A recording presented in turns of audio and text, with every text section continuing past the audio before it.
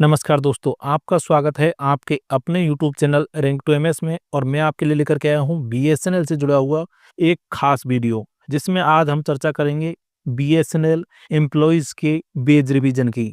तो दोस्तों, सबसे पहले तो वीडियो की शुरुआत में मैं आपको बता दूं कि love you bro @love you bro अगर आप चैनल सर्च करते हैं तो आपको अपना YouTube channel rank to MS मिल जाएगा। साथ ही बीएसएनएल वेज रिवीजन का एक और बड़ा अपडेट आने वाला है 29 अप्रैल 2025 को होने वाली मीटिंग में। क्या होगा, क्या कर्मचारियों को 5% फिटमेंट मिलेगा या फिर होगी स्ट्राइक और करना पड़ेगा इंतजार।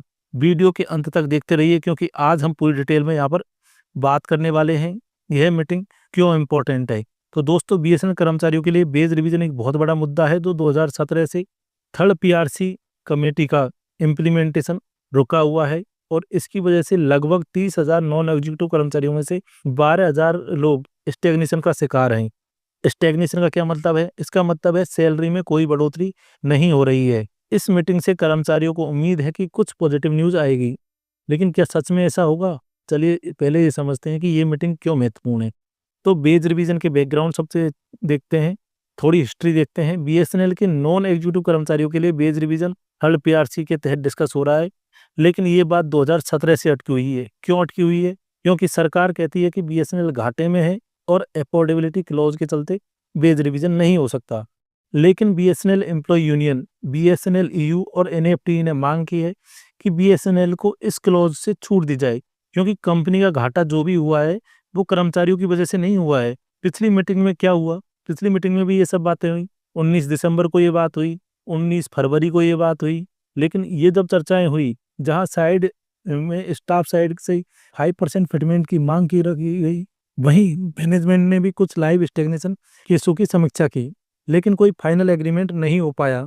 अब 29 अप्रैल को और 29 अप्रैल 2025 को एक मीटिंग का एक महत्वपूर्ण कदम है, क्योंकि इसमें नए पे स्केल फाइनल होने की संभावना है। 29 अप्रैल की मीटिंग से आप क्या उम्मीद कर सकते हैं? तो 29 अप्रैल को क्या हो सकता है? बीडीपीए इंडिया के अनुसार ये मीटिंग दोपहर 3 बजे होगी, जिसमें स्टाफ साइड बीएसएनएल ईयू और एनएफटी और मैनेजमेंट दोनों शामिल होंगे। कुछ महत्वपूर्ण बिंदु हैं जो डिस्कस हो सकते हैं, वो है 5% फिटमेंट की डिमांड। स्टाफ साइड जोर दे रहा है कि 27 जुलाई 2018 के फाइनल पे स्केल लागू किए जाएं, जिसमें 5% फिटमेंट दिया गया था। लेकिन मैनेजमेंट इस पर सहमत नहीं है, क्योंकि पेंशन कंट्रीब्यूशन का अतिरिक्त खर्च, जो कि लगभग 900 करोड़ रुपए है, इसके लिए सबसे बड़ा इशू है।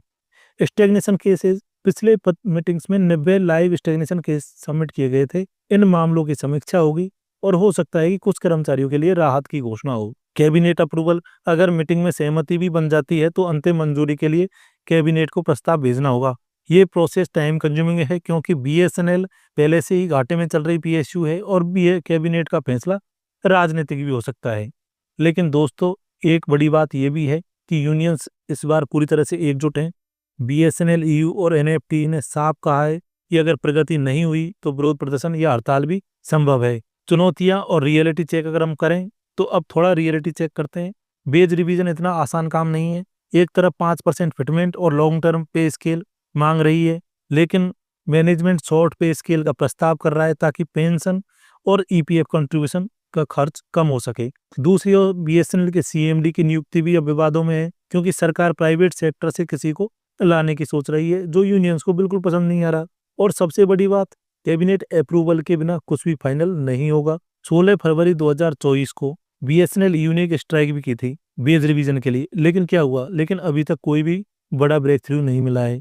तो 29 अप्रैल से उम्मीद है, लेकिन कर्मचारी को धैर्य रखना होगा। कर्मचारी क्या कर सकते हैं? तो बीएसएनएल के कर्मचारी क्या कर सकते हैं इसमें? पहला तो यूनियनों के साथ रहिए। बीएसएनएल ईयू एनएफटी की वेबसाइट या फिर जैसे social media rank to MS अपना यूट्यूब चैनल, जिसे आप @लव यू ब्रो के नाम से भी सर्च कर सकते हो। दूसरा, अपने सहकर्मियों के साथ चर्चा में भाग लीजिए कि ये मुद्दे क्या हैं और मुद्दों को यूनियन तक पहुंचाइए। तीसरा, अगर आपके पास स्टेग्नेशन या वेज रिवीजन से जुड़ी कोई व्यक्तिगत समस्या है तो नीचे कमेंट सेक्शन में जरूर लिखिए, हम अगले वीडियो में से कवर करेंगे। अगर आपको लगता है कि वेज रिवीजन जल्दी होना चाहिए तो सोशल मीडिया पर अपनी आवाज उठाइए, जैसे ट्विटर एक्स हैंडल पर बीएसएनएल वेज रिवीजन हैशटैग या फिर थर्ड पीआरसी का हैशटैग इस्तेमाल करें। दोस्तों, ये तो था 29 अप्रैल 2025 की वेज रिवीजन मीटिंग का पूरा अपडेट। क्या लगता है अब आपको, इस बार कुछ फाइनल होगा या फिर देरी होगी? अगर देरी होगी तो स्ट्राइक होगी, और अगर फाइनल होगा तो 5% फिटमेंट आपको मिल जाएगा। तो तो कमेंट में ज़रूर बताएं। और अगर आप बीएसएनएल कर्मचारियों के लिए ऐसी अपडेट चाहते हैं तो चैनल को सब्सक्राइब करना मत भूलिए। बेल आइकन भी ज़रूर दबाइए ताकि आपको तुरंत नोटिफिकेशन पहुंच जाए। और इस वीडियो को लाइक और शेयर करना तो पड़ेगा ही आपको, ताकि हर बीएसएनएल कर्मचारी तक ये खबर पहुंच सके। और बीएसएनएल के जितने भी व्हाट्सएप ग्रुप है और अपना रैंक टू एमएस का जो चैनल है टेलीग्राम ग्रुप, उस पर भी आप इस वीडियो को शेयर कर सकते हैं। और अन्य जगह पर भी फेसबुक, ट्विटर, एक्स हैंडल, सब जगह जहां पर आप शेयर करना चाहें शेयर कर सकते हैं। तो वीडियो को अगर